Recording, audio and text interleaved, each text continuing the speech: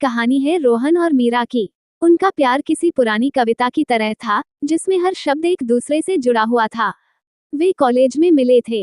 रोहन, जो शांत और संकोची था, और मीरा, जो चुलबुली और सपनों से भरी हुई थी। उनका रिश्ता धीरे धीरे पर गहरा होता गया।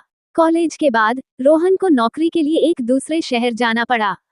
दूरियां उनके लिए एक चुनौती बन गईं, लेकिन उनके दिल करीब थे। वे घंटों फोन पर बात करते, अपनी दिनचर्या साझा करते और भविष्य के सपने बुनते। उनके सपनों में एक छोटा सा घर था, जहां हर सुबह सूरज की किरणें मीरा के चेहरे पर पड़ती और रोहन उसे चाय देता। उनके भविष्य में कोई कमी नहीं थी, लेकिन किस्मत को कुछ और ही मंजूर था। एक दिन रोहन का फोन आया, जिसकी आवाज में वो जोश नहीं था। मीरा, मेरे पिता की तबीयत ठीक नहीं है। मुझे अपनी नौकरी छोड़नी पड़ेगी और घर वापस आना होगा। मीरा का दिल बैठ गया।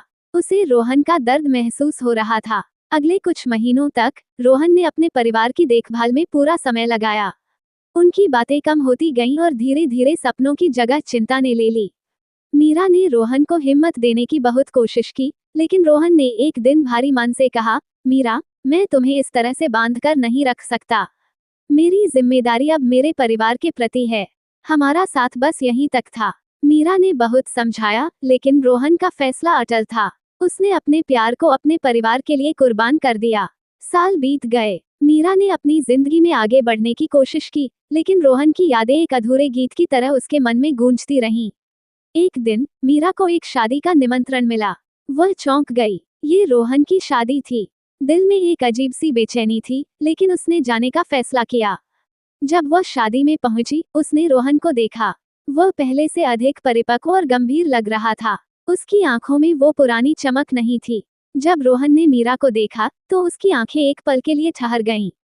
उसने धीमी आवाज में कहा, तुम आई। मीरा ने बस इतना कहा, मैं तुम्हारे अधूरे सपनों को पूरा होते हुए देखना चाहती थी। ये सुनकर रोहन की आंखें भर आईं।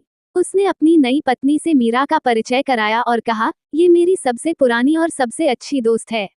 मीरा मुस्कुराई, लेकिन उसके दिल में एक अधूरापन था। उसने महसूस किया कि प्यार हमेशा साथ रहने का नाम नहीं होता, बल्कि कभी कभी दूर रहकर भी उसे महसूस किया जा सकता है। रोहन ने अपनी जिम्मेदारियों को चुना था, और मीरा ने उसके इस फैसले को सम्मान दिया। उस रात मीरा घर वापस आई और रोहन को एक छोटा सा संदेश भेजा, तुम्हारा अधूरा प्यार मेरी सबसे खूबसूरत याद है। ये कहानी हमें सिखाती है कि कुछ कहानियां पूरी नहीं होती, और कुछ प्यार अधूरे रहकर भी जिंदगी का सबसे गहरा हिस्सा बन जाते हैं।